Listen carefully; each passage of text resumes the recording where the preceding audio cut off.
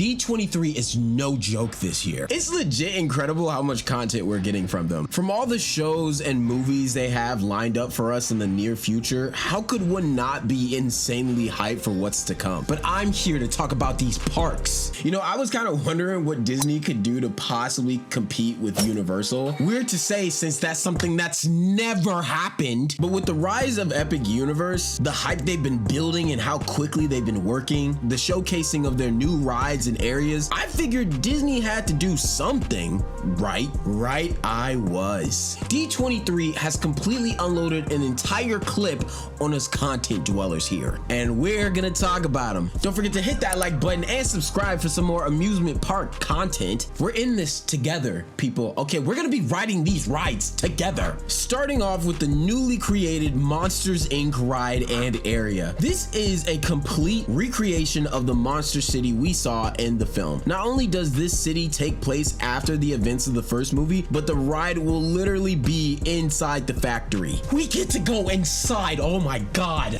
Get it? Stop it, Tim. They'll have restaurants and all sorts of other merch and stores and pop-ups throughout the town. This sounds like a childhood dream come true. I really enjoyed riding the ride at Disneyland California Adventure, the slow ride where they basically take you through the first movie. It's always been something that I just casually wanted to go into and I thought was enjoyable, but I've never really felt like they actually used the Monsters Inc.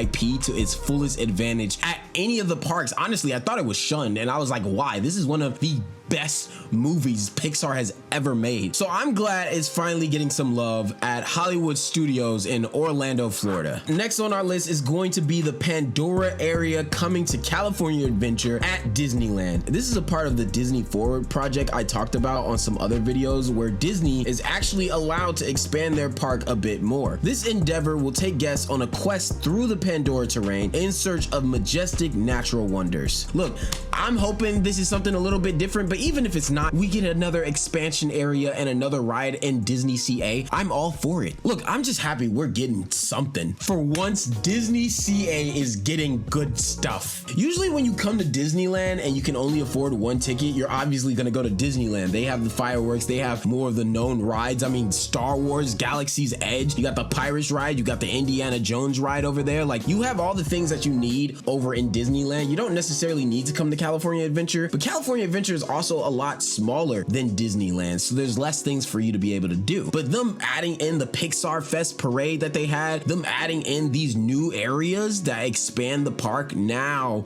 you force people to need to take 2 days. Let's go ahead and dive in on the fact that my boy Coco is finally getting the ride he deserves. Another Disneyland California Adventure hit. They are making the CA side pop off. It's so smart because it makes it worth it that you have to take a 2-day this time. But this is also going to be taking inspiration from the Haunted Mansion, is going to be taking information from the Pirates of the Caribbean ride, and it gives them their own Pirates and Haunted Mansion ride. Now, we can't just be yapping about CA all day. Okay, I mean, I could, but it's time for us to go overseas. The Lion King ride has now been announced for Disneyland Paris. Amazing. Just like how in Disney CA, we have 2 parks, well, so does Paris. This ride will be joining their new Disney Adventure World Park area that has things like Avengers Campus and Pixar World. They're not only unlocking a Frozen area, but an entire Lion King area too. It's insane because these are parts of lands and IP that have not been done before. And if you try to bring up Epcot and that Frozen area, we do not count that area, okay? They're getting a full one this time. I'm a little salty. I'm a little bit salty, but like, I'll get over it. Next up, we have the Indiana Jones and Encanto themed areas coming to Animal Kingdom. You see, this is the kind of stuff that'll make me go to the Magic Kingdom. Look.